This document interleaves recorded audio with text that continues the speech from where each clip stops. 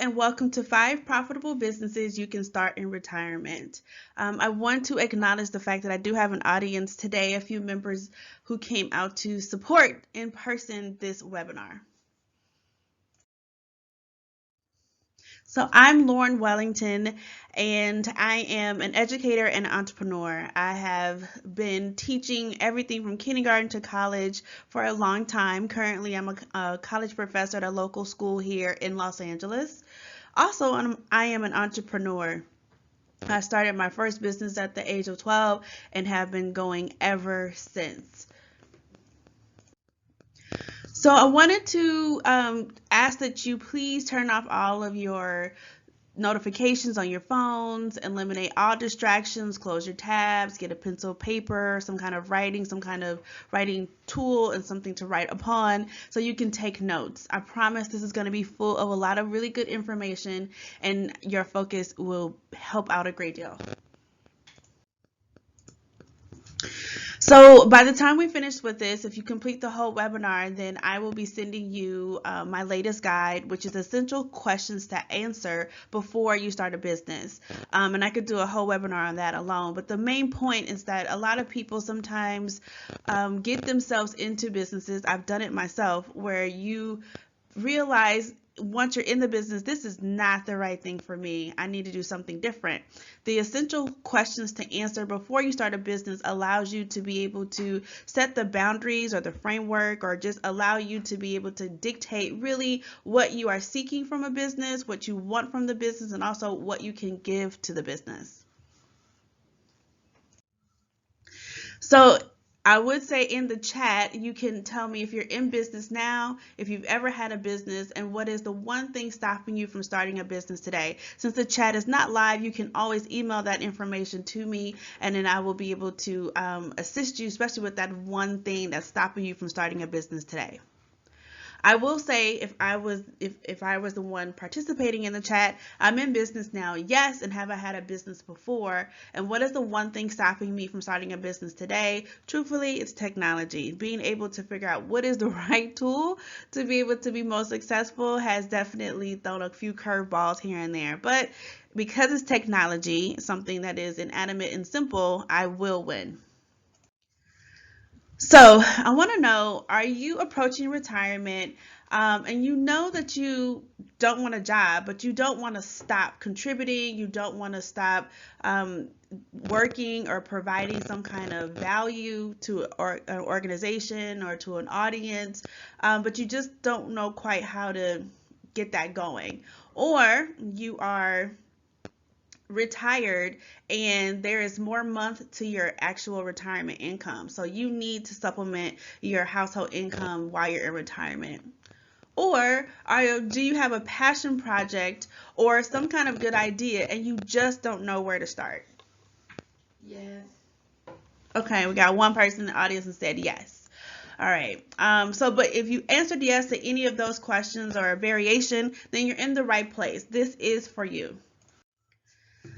So you want to start a business, but you don't know what type of business is best for you. That is a common question, not just for seniorpreneurs, but people in general. And I am going to share with you some options that you might not have considered before. Today, you will learn reasons why you should become a seniorpreneur. You will learn 5 business models that are really perfect for seniors, the pros and cons of each of those business models. I will show you real examples of seniorpreneurs thriving in those business models. And then I'll also describe to you 5 tools that you can start your business with today. And those tools are free and they're tested. They work. So before I dig in, I want to share with you my story so you get to know a little bit more about me. So I'm Lorne Wellington. At the age of 12, I started my first business. And then after college, I created a nonprofit organization. And things were good. And then I had this wonderful opportunity to go study abroad, and I did. And I ended up living in South Africa for 5 years, and that was an amazing experience. I returned home to the U.S., and then specifically my home city, Los Angeles, and then I launched a lingerie company. And that was great. I really enjoyed the business. And then I made, I don't want to say a mistake, but it was a learning lesson. I decided to buy a franchise while having the lingerie business, and the franchise was a lot of growing lessons. And the net result is that I closed down both businesses. Now, the lingerie business, I might bring it back one day, but definitely the franchise, never again. So I have won, and I've also, for lack of a better word, lost being an entrepreneur, so that I can share with you ways that you can really succeed without having to make the investment of your time, your effort, and your money. All right, so maybe you can relate to this. I've attended several workshops over the years, right? The presenter is telling you about your cash flow projections or your financial income statement, your balance sheet, or maybe they're going deep into your target market or how to figure out your target market, or maybe they're suggesting a 10 to 15 page business plan, but everything is seemingly like a bit big or a bit grand, or but it's also not quite what you wanted to do, right? Or the information is kind of like rinse and repeat, I like to say. Just get on social media and then you'll get your customers from there. But that's very general and at the same time very specific. So I've been to those workshops, and one thing that I end up happening is I leave frustrated. One, because I feel like the workshop moderator is not really speaking to the audience. They're not really meeting the needs of the audience, nor are they really being able to tailor information or provide the full scope of information so a person can really understand why they would want to use social media over print ads, or why a person would maybe want to do webinars versus doing live classes, or a variety of pros and cons. It just seems to me that you leave frustrated. They tell you to do these things, it's going to be so simple, or that you have to do these things, and then they end up being completely not relevant to what you're trying to achieve. So imagine using your best skill and enjoying what you're doing in a place that is customized to you and your needs. And that is specifically what I feel that seniorpreneurs have an advantage over another entrepreneur in a different age bracket. Seniorpreneurs are definitely knocking out the park, right? The founder of KFC, he started it when he was 67. So you can be that ambitious as a seniorpreneur and want to create a multi-million dollar enterprise. But a lot of times that's not the case. And what I find that conversation that's happening out in the world right now is, if you just do this, you'll make your first million. I mean, okay, who doesn't really want $1 million? But a lot of people don't necessarily want to put the effort into getting $1 million. And most seniors definitely are not interested in working that hard. They want to work really smart so they can enjoy their retirement. So the 5 business models that seniors are thriving. The first one is what I will call sharing. And so that uses your assets and you're sharing it with others at a cost to them. So I want you to think of it like Airbnb, on some levels, even Lyft. But there are a few other ones out there that are starting to get a lot of momentum. Turo and Pronto are examples. You are able to rent your car to people the same way you would do Airbnb, and it's allowing you to be able to supplement your income. According to the AARP, older adults make up 16% of all hosts at Airbnb specifically in 2016, and they collectively earn $747 million in income. So I just want you to really get that. It's this 2016, we're 2020. I know the information is a little bit dated, but 16% of the total Airbnb business was seniors hosts, and they made collectively $747 million. That's not bad. In San Diego specifically, the average senior makes about $11,000. Sorry, $11,000 per year sharing their home. Now, that could be literally sharing a room in their home, it could be sharing an apartment that they have, whatever that is, but this is an asset that they already own. They probably are not making a mortgage payment, or if they are, they're making a very small mortgage payment at this stage in the game. The house is already fully equipped, so they didn't have to make an investment on creating ambiance or putting in the right accommodations for their guests, but an additional $11,000. I think that's kind of big. So the pros and cons of sharing, right? It's very common. That's a pro. So you can rest assured this is a proven business model that you don't have to worry about. And then also it's low startup. The most you might have to spend are, on some things to outfit the room or outfit the space, but it's not like you're going out and buying a condo or an apartment just to share. That no, you're using your existing your existing asset. And then there's opportunity, and I'll get a little bit more detail of that, but baby boomers or seniors make up a big portion of, I'm speaking from American context, a big portion of the population, and they are thriving and they are vacationing, they are living, and so there's still space out there to be able to meet the needs of baby boomers as they continue to age, and vacationing is a big part of that. The cons of it is you're using your asset. So depending upon your life, your financial situation, depending upon other things that are occurring, that might be a challenge for you. Some people are definitely concerned about safety, and I'm not saying that there hasn't been maybe one or two not pleasant situations, but safety is always a concern. And then legislation. I have to admit that in some cities, the cities or the counties are trying to crack down on Airbnb, or they're trying to shift the way Airbnb specifically is being used. So that is a con, because maybe your city or your county is not really welcoming it. But beyond that, it's still a viable option. Oh, and then yes, we have Bertha in the back, who is an Airbnb host, and she says it's fun, and we'll get into that. I definitely think she's definitely having a good time with it as well. Okay, so influencer. So you might not have heard this term, or you have heard this term, but for those who have not heard this term before, influencer are people who are brand ambassadors, for lack of a better description. These are the people who provide a glowing endorsement for products or services, and they get paid for that glowing endorsement. And so the way that that is done now, a common way, a popular way, is called an influencer, and they're doing that on social media. So they are talking about a hair product or a makeup product or a jean or anything, a service, and they are giving their endorsement. They're sharing with their base, their people that watch them, that tune into them, that subscribe to their channels or to their follow them on Instagram, and then the company pays them. Now they could get a per commission pay for that every time a sale is made, or they can just get a blanket fee for that. And there's all kind of structures around that. So you are very aware of a brand ambassador, or someone who provides endorsement, and so you could be that person.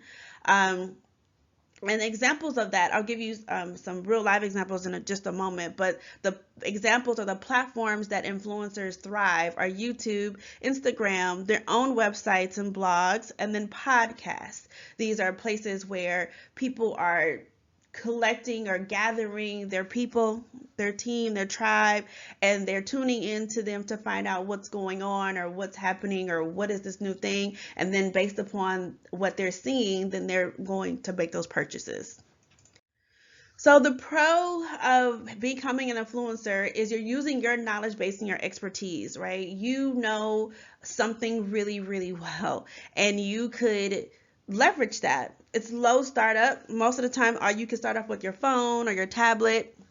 Most people have that internet connection, and you can just get going. The cons is you have to learn a social media platform. You might need to learn how to podcast. You might need to learn really how to use Instagram. You might need to learn Facebook or things of that nature. But it takes time, but it's not that complicated, and it is very doable, and you'll see.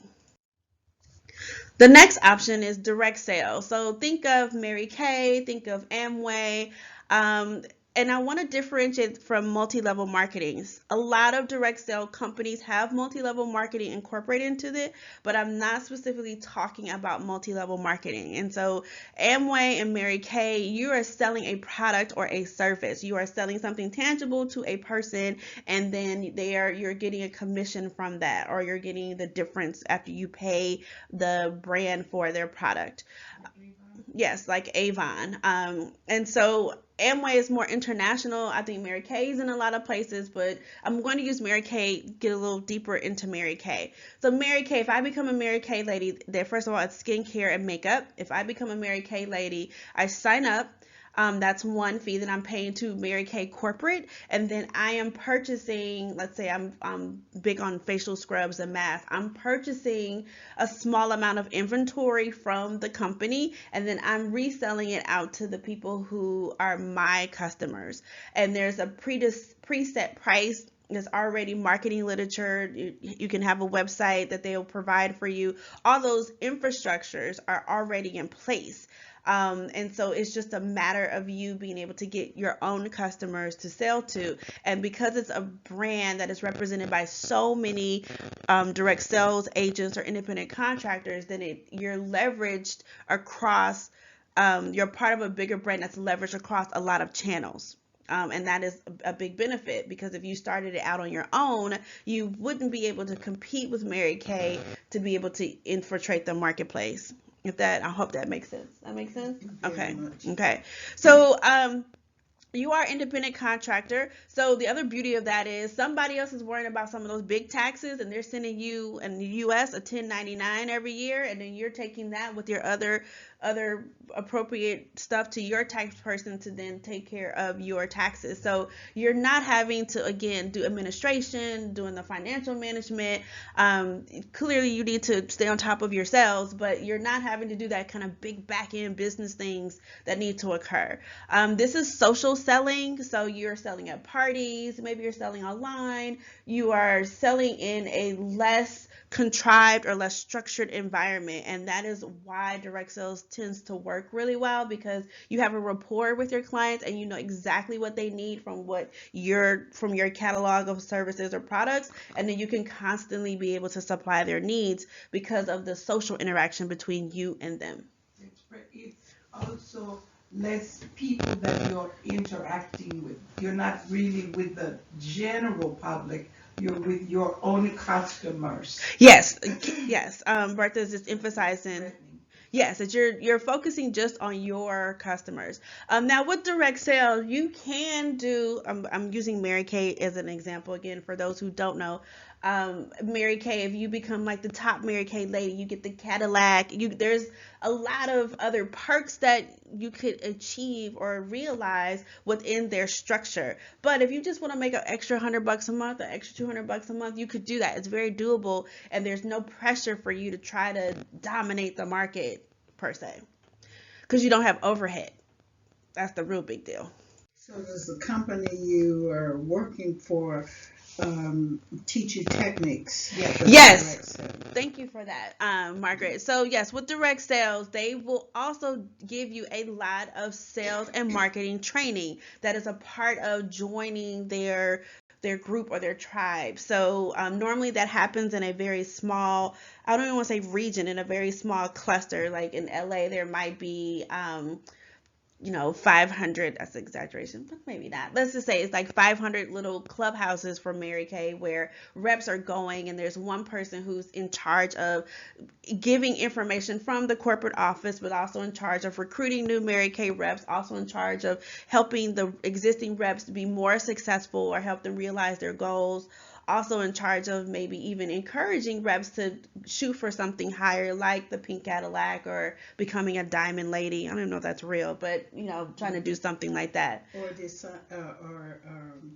putting them with an experienced person as a buddy. Yes, you'll definitely get the mentorship with a really good direct sales company. The other thing that I really want to emphasize about direct sales is for whatever you think you like, there is a direct sale company available to you. If you like frames, somebody's selling direct sale frames. If you like eyeglasses, somebody's doing that. If you like chocolate, somebody is doing that. I'm not exaggerating. There is a direct sale company that is available to you for you to be able to sell the thing that you really like to whomever you want. I know a young lady who is a Dove, I don't know, a Dove chocolatier. I know another woman who is a, oh, I don't forgot her official title, but she works for like an adult sex toy organization. And I've been to her parties, and it is all about education of anatomy and body. It is not what I thought it would be, which would be kind of raunchy. It's not that. It is definitely more on the education side. And there are so many other things that are available to you out there. Again, I cannot emphasize that enough. So I could meet people that want to really do what I'm doing. They're like mind, so I get a new pool of people to spin. Yes, the other benefit about direct sales is that you're not independent. You're not alone, right? So if you wanted to start your own, going back to Mary Kay, if you wanted to start your own skincare brand or your own makeup company, you might be alone for a while in isolation, developing your colors, your products, your packaging. You might not be interacting with the world, definitely customers that much. Whereas with the direct sales, you're in a community of people who are interested in similar things as you and probably have similar motivations for you for even joining. And so there's a support, there's a sisterhood or a brotherhood in that. So you can succeed, again, at whatever level you want to. So I can get out of the house and find something to do with my time and make money too. Yes, yes, you can get out of the house and make some money, and not have to go to a job. So the pros of direct sales, whatever you're interested in, there's a brand that's out there. Relatively low startup cost is normally like a application fee or a joining fee, and then depending upon the structure, they may have you buy inventory that you sell from, or you may have to buy just your literature, your brochures, and your catalog, things of that nature. But it's typically a low relative startup cost. And then the corporate handles a lot of the administration. So those are the pros. The cons is it can be laborious, and then learning social media. And laborious, what I mean by that is if you're doing parties, you got to take the stuff there, you got to set it up, you got to break it down. If you're doing booths or events, you got to take the stuff there, set it up, and then break it down. So if that is something that is a concern for you, something that you don't want to do, you would need to look for a brand where maybe they're selling more services than product. But that is one of the potential cons of direct sales. And then I was just thinking your children are in direct sales when they knock on your door with Girl Scout cookies, just as what Yes. happened to me yesterday. Yes, yes. Girl Scout cookies, that's a perfect example of direct sales and licensing. Each troop is definitely doing direct sales. So now we get to consulting or coaching. This is the third way that seniors can thrive at being small business owners. And this is where you're selling your expertise to transform a business or a personal problem. You are, this is, sorry, I apologize for that. So you are taking what you do really, really well, or what you've done really, really well, and you are packaging it to either a business or a person, and you are selling that to them for the transformation. So I was recently on a senior forum online, and one lady was able to take her experience of restaurant management, and she went to two local bars and restaurants in her immediate walking distance of her neighborhood. She could recognize that they were having some challenges, and so she propositioned them a unique arrangement where she would only take revenue on the back end. So if they, whatever they increased their sales by, she would get a percent of that. And so she came in, she instituted some simple changes. She definitely worked with the bar itself, and being able to leverage the bar at these organizations. And then within 2 months, they then changed the relationship from a more of a consulting to her being like a part-time manager at the organization, because it was better for the restaurant, and also better for her to be able to have that type of relationship. Specifically, she said she needed health insurance and she'd rather them pay for it than herself. But that's a perfect example of her being able to leverage her skill set in a market that needs that help, right? And it transformed that business. Also, people do with personal problems. There are coaches, there are people who are doing meditation, there's people that are doulas, there's a lot of personal or non-personal challenges that people have, that seniors have the experience of being able to execute or transform, and then they're able to sell that to other people. You need water, Lorne? So the other good thing about consulting, or the other thing I wanted to share with you about consulting, is it really can be very niched. It does not have to be something big. Like how to, be able to.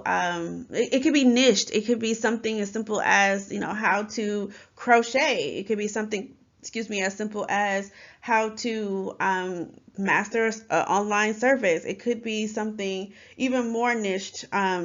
I know a woman who, I know an example. She's not in this presentation, but she was a retiring second grade teacher. So retiring second grade teacher, she has a lot of information in between those two ears on how to be successful in the classroom. And she created initially an online course, a very simple online course. And now she has this big kind of like teachers academy of just continuously taking the knowledge that she has in her head about teaching and primary grades, and then helping other teachers become better at that. Now, you would think, for example, teachers, they have professional development, things of that nature, but there's things that she's offering clearly that professional development and traditional teacher training programs are not offering the teachers, and that's how she's winning. She's just using something that she has already, and then she's being able to get it out to the world, and then they're able to buy it. And she's doing her coaching and consulting via an online course, so she's not even actually interacting with a lot of people on a one-on-one basis. She's able to disseminate the information. It's not interacting with people on a one-on-one basis. Yes, like she's not in a workshop. She's not like in the classroom doing teacher mentorship. It's a course. I mean, clearly you're able to email her and ask her questions, but you're taking the course on an interface, and then you're able to, the person who's receiving the information can implement it themselves, and if they have questions they can ask, but it's not her literally servicing the thousands of teachers that are logged on. The benefit or the pro to consulting or coaching is using your expertise and skill set. And then also creative arrangements and relatively low startup costs. Again, you're using everything that you got. So you might just need to get a business card or two. Maybe you create a social online profile. All of those things, the business cards cost something, but all of those things are relatively low cost or no cost, and you can be easily start doing the business today. The cons is managing all of the administration, and then also marketing, and then the service of it. So there's a capacity, right? There's a point where you as the individual can only serve so many people, and you have to figure out a way to leverage that. Or you may just decide, I only want 4 clients. That's it. 4 clients at this price, and that's all I'm going to do. There's different ways. That's where the creativity comes into play, but you are managing that. So you're the one doing the billing, you're the one making sure you get all of your correct information over to your tax preparer, you're the one who is creating ways to be able to engage people for new customers. If at some point an old customer transitions out, they're transformed out of your service. So that is the con of doing consulting or coaching. So retail and reselling. This is when you take your hobby and you sell online, or you're selling in a boutique. And that's a very loose definition, but stick with me. So first, let's talk about reselling. So you're using an existing platform to sell a used item in good condition. So think of consignment stores, but also think of now the trend of Poshmark, ThreadUp. These are organizations that are they are online resellers of used goods. I'm not sure about ThredUp, but I know for sure Poshmark is now selling like homeware, candles, and curtains and pillows and things of that nature. So they've expanded outside of just apparel. But this is that platform where you are maybe most people will go to their closet, pull out things. I don't wear it anymore. It doesn't fit anymore. My life doesn't require this anymore. It's in good condition. Take a few pictures, post it up on there for a competitive price, and then you are making sales that way. I know you've seen commercials, at least here in the U.S., maybe even Canada, where they're promoting. Like one girl says she was able to pay for her wedding with Poshmark. The thing I want you to know about these platforms, even consignment stores, is according to ThredUp, the market has expanded to $10 billion in 2020. So the resale market, the total resale market is $10 billion. And boomers make 31% of that market with an expected 15% growth this year. So 31% of 10 billion is what boomers are making when they're reselling, and it's a 15% growth for that market. So at some point, clearly you have exhausted your closet. So maybe you're going thrifting, maybe you're going to your other friends' closets to help them. Maybe you're going to thrift stores or someplace to find other goods that you can then resell. There is a lot of options available to you, but I just want you to be aware that reselling is definitely viable and it's not going anywhere. And then retailing. So retailing is you're buying something wholesale or you're making something and then you're selling it at a markup. And you could do that for all of your crafting things. There's a platform called Etsy where you could make anything and then sell it. You could make hand etched glasses. You could do woodworking. There's a lot of this is a place where a lot of creative people are reselling the things that they're making. But you could also host your own online boutique or open up your own store, your actual boutique or shop, and retail, that way. The point here that I want to make though is that retail and reselling, that whole kind of commerce in that space, is something that seniors can thrive in, and you can thrive in as niched as you want or as broad as you want. There is no kind of cap to that. If you're choosing to do reselling, eBay, Poshmark, those are really good, and ThredUp are really prominent competitors in that market online. And to start up, there is no startup. You just set up an account, take some pictures, put them up. So all you need is a camera, which is probably on your phone, internet connection, which is probably a part of your cable, and just the time to do it. Can I combine those things? Can I take Poshmark and sell out of my closet and also sell my knitting that I'm doing? Yes, so on some of those sites, there are people who are actually selling like their one of a kind creations as well as their reselling items that they have purchased. The flip of that, like the site Etsy that I mentioned before, where people are selling like their craft made stuff, they're not necessarily reselling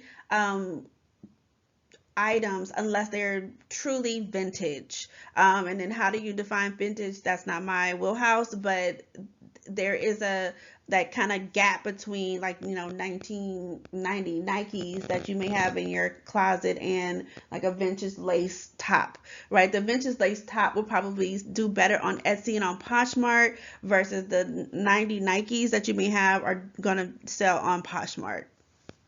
Yeah, but I'm thinking if Poshmark is so easy to sign up with, the only thing I have to do is compete with other Poshmarks. Yes, you are definitely competing with other Poshmarks, and some Poshmark people are on other sites like eBay. Some of them, there's a ThredUp. I think it's called McCurry. There's other sites that resellers are on, but there are strategies that you can use to be able to thrive or do well on Poshmark, which leads me into like the pros and cons of reselling and retailing.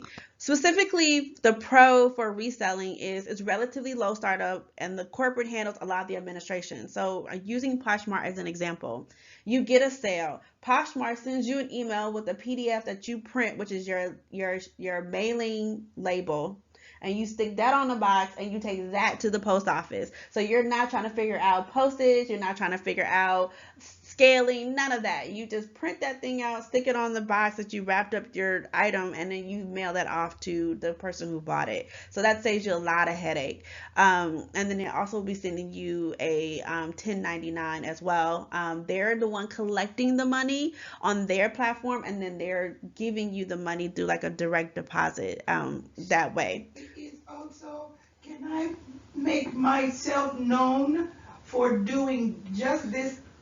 How do I differentiate me if I'm thinking about my knitting? Yes, so Poshmark has a lot of different categories, and specifically Poshmark, but all of them have different categories, and they all have their own like way of being. So you will have to master that platform, just like you'd have to master any other social media platform. But there's a It's way. already built in. Yes, there's a way to kind of shine in that way.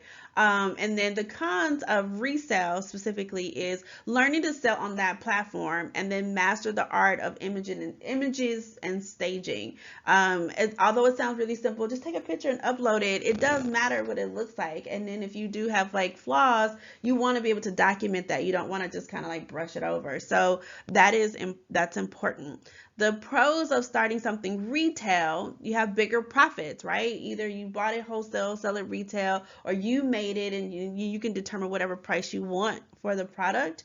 You can take your passion products and definitely put that in retail, and you can start online. You don't have to open up a brick and mortar location to be successful.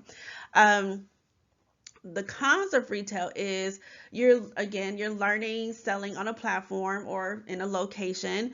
You have to again master the art of images and staging just like the other one, but it is by far the biggest investment if you decide to go to a brick and mortar location. Getting a lease, insurances, inventory, outfitting the store, all those things cost money. And so it's definitely, if you want to do that, great, but understand that that is probably the one of the most biggest investment. So you have to be really sure and ready for the time and effort to be successful at that. It's doable. I'm not saying it's not doable, but it is probably one of the ones that might be the least attractive to a senior that wants to enjoy their golden years. Okay, so example of senior entrepreneurs. Before I go into that, are there any other questions about the 5 models? No, you've explained it quite well. Okay, great. Thank you. No problem. All right, so now this is Felicity Shop. Her name is Janet Merriman. She was highlighted in an article that Poshmark did with 3 seniors that were just kind of knocking it out the park. And so Janet she's on Facebook, she's on Pinterest, I think she's also on Twitter, but she's been selling on Poshmark since 2018, but she's been selling on Facebook since 2011, which I thought was very interesting because Poshmark wasn't around in 2011, and she had already figured out a way to be able to do her resale there. I'd imagine that maybe she also was on eBay at that time, but the idea, the bigger point is she used another platform to be able to sell her goods, and I think that that's really important for you to see. Now we have Norberto Borgard, and so he is an example of someone who's using his existing skill set to be able to leverage that. So he had a job. He was working in advertising in the print media space, and he lost his job, and he was looking for the job, couldn't do it. Definitely had a feeling like the little age, not discrimination, but his age was playing a factor into that. And he found after doing some research that in his particular sector in the U.S. there were a lot of services or products or publications available, but they weren't in the Spanish language. So he created this free magazine, and he makes his money from advertising in that magazine, and he is using his language of Spanish to be able to leverage that. So the market was already established. It was established in English. He just dovetailed on that using his skill set, his sales skill set, and then he was able to stay in his expertise but make money. Right? Okay.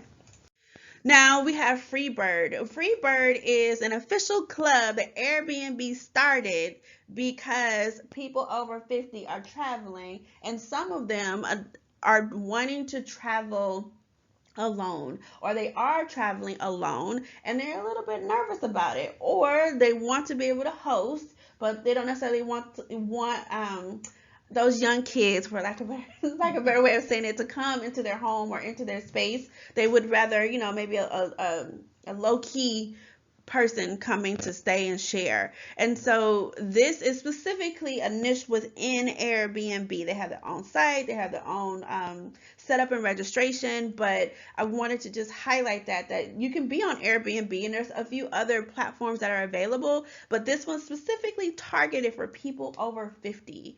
And when I looked up on it last night, I specifically checked South Africa because there's a lot of people in South Africa who registered for this webinar, and I only found 8 hosts for the entire country for FREEBIRD. 8 hosts for the entire country of South Africa. So I think there's definitely an opportunity in places that might not be as maxed out like Los Angeles, for you to be able to excel. And this is a perfect example of still sharing.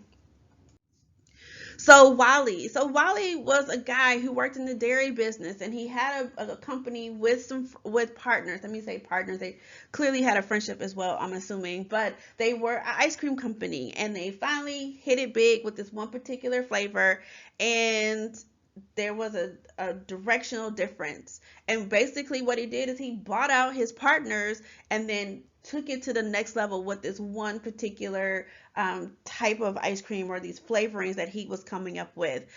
He did 85 million in revenue sales. This is reporting for 2017 going into 18, but this is a perfect example of retail.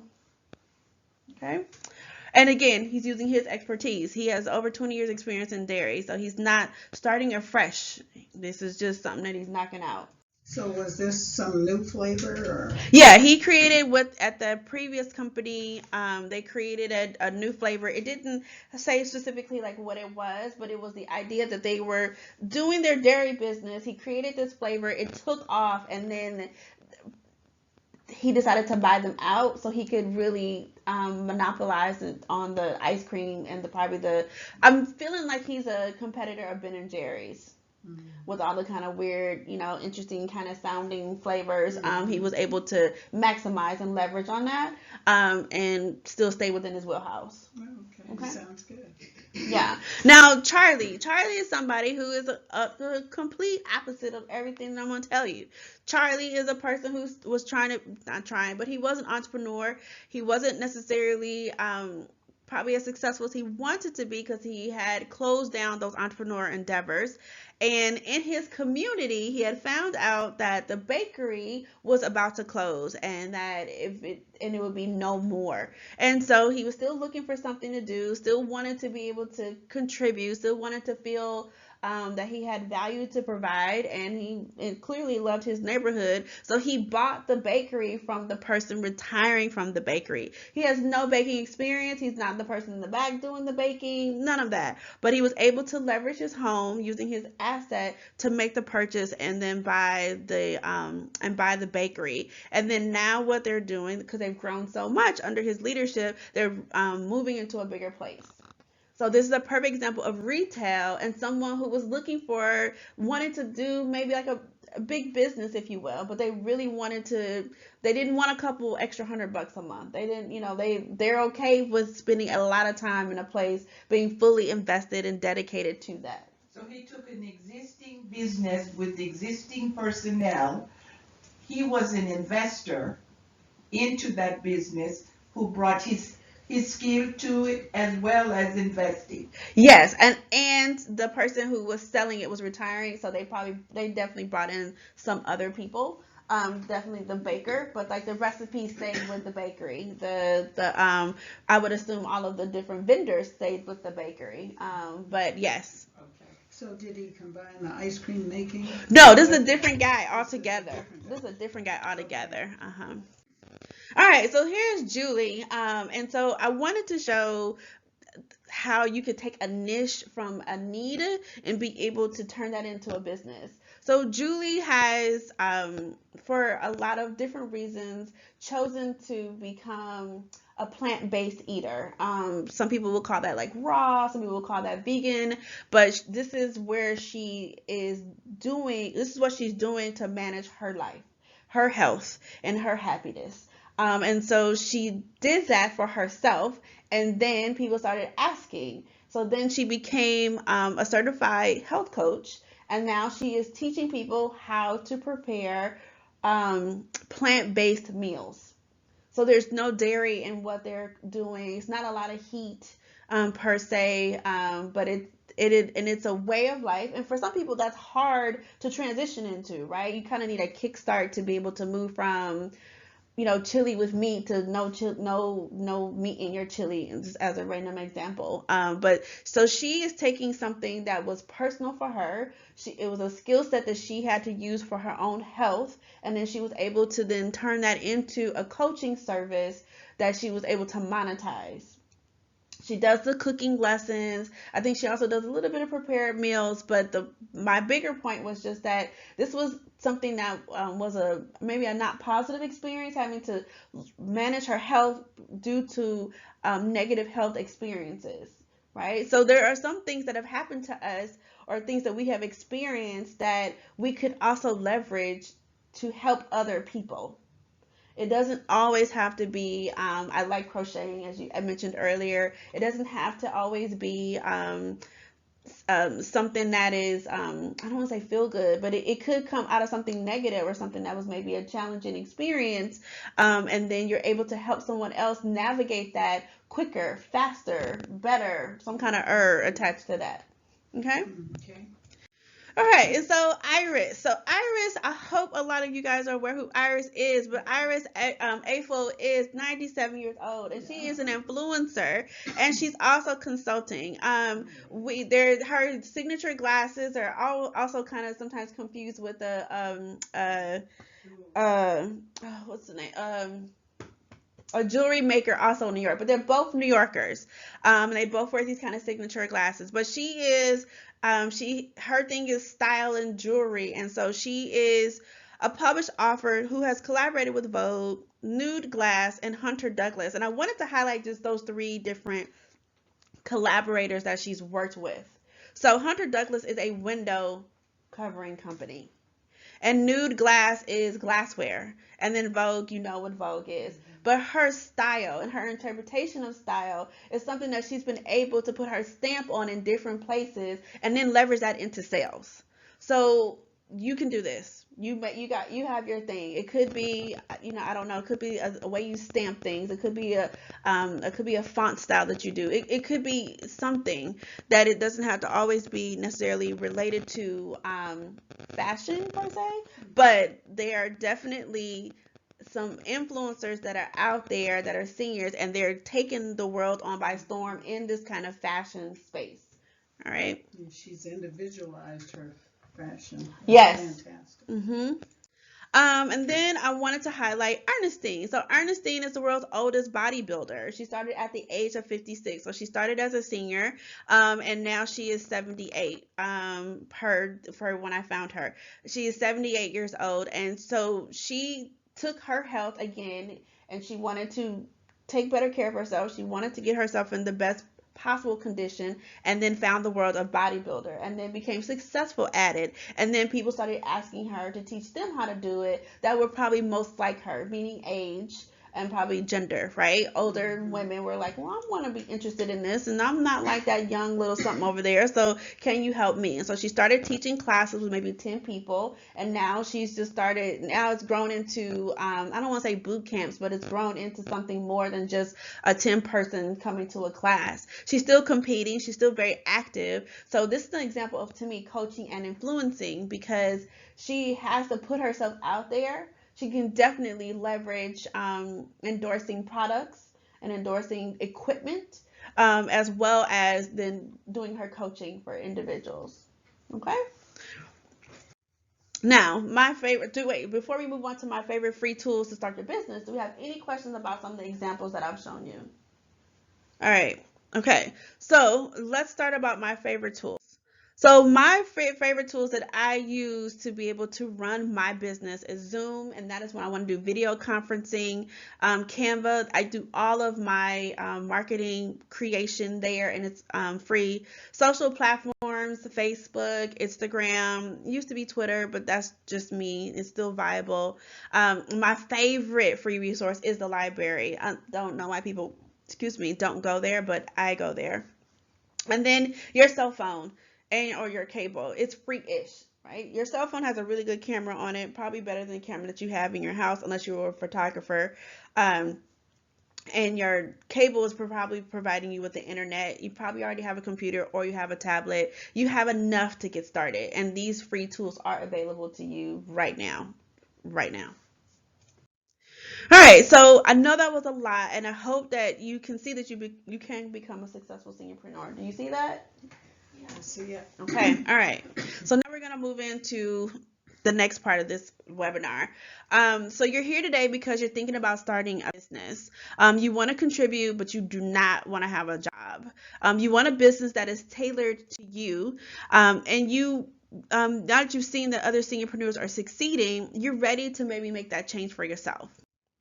So now is your time. You can do things on your own terms. It is time to start your business with the guidance of a step-by-step system. Now, I've mentioned it before, and I'm going to mention it again. I've been teaching classes at my local library to individuals, to small groups for about 3 years now. And the biggest thing that happens in that is that I'm helping people get from idea to start without necessarily doing the complicated steps that are encouraged at all the other workshops that are available to them. That is the difference between me and other organizations. They're really great, but they're really great for people who want to have a more substantial endeavor. I'm perfect for the person. You heard the word side hustle, but somewhere between side hustle and making pretty good money, I'm perfect for that. Remember, nothing that I've shared with you today is theory or ideas. I don't have an advantage or special skills. I don't have any secret tools or access to expensive resources. I just have a system that works. And if I can do this, you can do this. I promise. So I am launching a soft launch of Savvy Seniorpreneur. So before I do that, I wanted to show you another case example of Bertha. So Bertha had a unit, and she wanted to be able to try Airbnb. That was the word, try. So she set it up, she got it all ready. All of how she outfitted the unit was basically everything that she already had to be able to make the unit attractive, appealing, and comfortable. And then she launched it, and within 24 hours of hitting the go live button on Airbnb platform, she had a booking. Her bookings have come from as far as Korea, Germany. She gets a lot more international bookings than she does get domestic bookings, but she gets them nonetheless. Her particular location, we're in Los Angeles, so her particular location is always sunny, if you will. I mean, LA, right? But they enjoy the full use of the property. So they can access her deck, they can access the backyard, things of that nature, but they have their own space. And it's not necessarily her sharing the inside of her house, but she's sharing the property with these individuals. And she really enjoys it. So let's get back to the program. The program has 7 modules and 1 bonus. It is filled with templates and resources, checklists, video and audio training, and then there's a private mastermind group. So that's where you'll be able to access me and also be able to access your peers to be able to leverage for your success. By the time you finish the program, you'll know which type of business you want to start. You would have tested your idea. You would have begun marketing. You would have begun your marketing efforts to connect with your customers. You'll finally be able to contribute on your terms without having a job, and you'll be able to generate the additional income that you need to enjoy your golden years. The bonus that you'll get for signing up today is a guide that I made, which was 53 essential questions to answer before you start a business. The smaller version is the essential questions, but the 53 questions are really designed to help you be very clear about what type of business you want to do and why you want to do it. And at what point, if it's not going well, you can kind of stop. And if it's really going well, how you want to expand the business. That is what this particular guide is designed for. And so it's 53 questions that you should answer before you start your business. And that is my bonus to you when you sign up to the program. Now, if you're ready to start your entrepreneurial journey, then I would ask you to join us now. How much, you ask? It's $97 for our soft launch. I will be selling the first rollout for $97, and then I will be upping the price to $147 when I do my next rollout for the webinar. But I wanted to do the soft launch because this is the first group that I'll be doing online versus live and in person, and I wanted to give everybody the opportunity to be able to get in and to be able to customize things to what their needs are as we continue to start your entrepreneurial journey. So you could hire someone to do all of this, but it will cost you a lot of time, effort, and money, and your savings specifically, not just your money, but your savings. And some of you don't want to gamble with that, and some of you can't gamble with that. So if you make the investment today for $97, then you'll be able to get all of those resources and probably more. I have to admit, I give a lot to my students, but the group, I know the mastermind group will definitely help you speed up your efforts, but also help you be able to excel with your efforts. So how does this happen? You're going to get this link right here, and then you click to the page and you'll see the buy now button, which is located. It looks just like this right here. That will take you to PayPal, and then PayPal is where you'll process your payment, and that's a secured website. So you're going to a secure location to process the payment. Once it's all processed, then I'll get an email, and then I will start sending you emails with the next steps and the links so you can start the course in your entrepreneurial journey. So again, you're going to use this link here to be able to go to the page where you'll click this button to go to PayPal and then make the payment from there. I know you can do this. I know $97 may seem like a little too little for some people, or a little bit too much for some people, but I think it's the perfect sweet spot, right? I don't know about you, but going out to dinner when you're maybe taking your grandkids or going out with friends or something like that, you can easily spend over $100 at most restaurants, at least in Los Angeles. So take this time and just spend this money on investing in something that you've been thinking about doing, and it won't hurt the pocketbook. So do you have any questions about the program, or any questions about the seniorpreneurs that I presented, or about the 5 business models? Kind of confused. Okay. I'm going to pay you $97. Yes. And that $97 is going to get me access to you? Yes. Continuing webinar? I don't, what am I getting? So you're going to get, you will get a 7 module course for the $97, and the course will move you through your idea all the way through to actually launching your idea. So this one-on-one is because I'm doing it on the computer?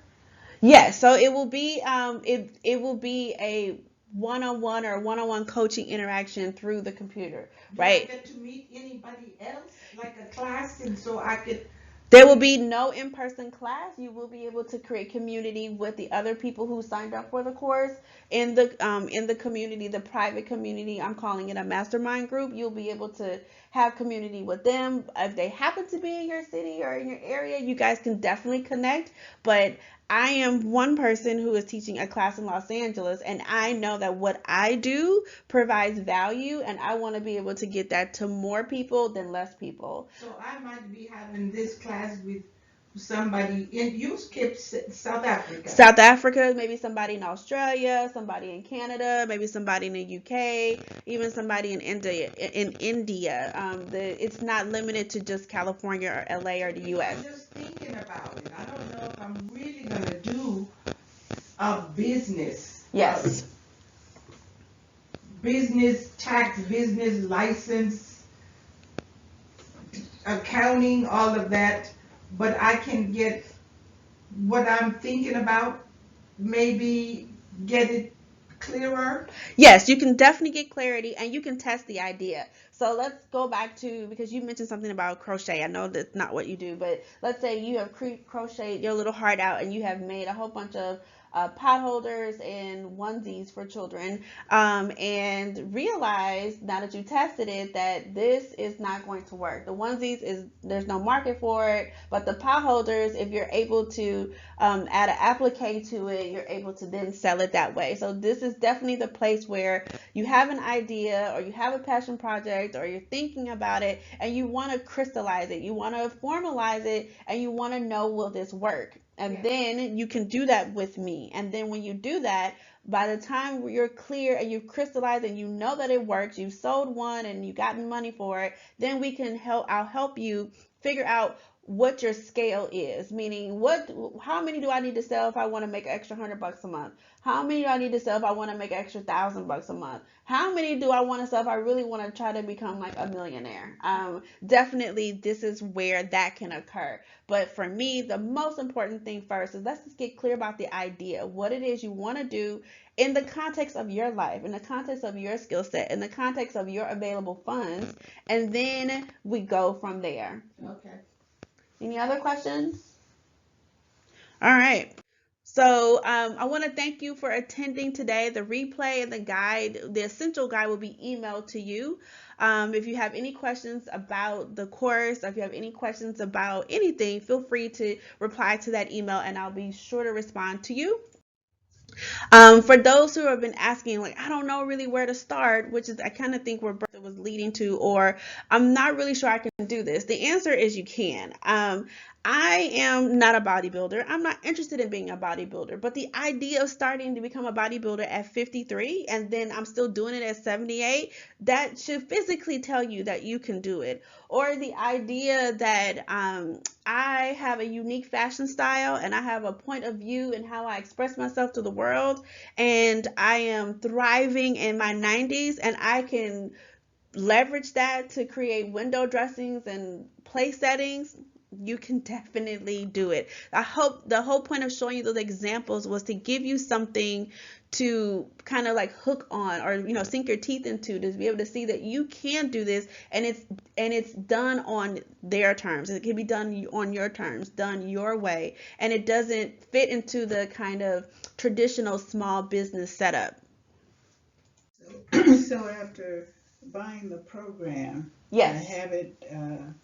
What is my first step? Just give me my first step. First step would be, after you've purchased the course, then it would be to take the first module.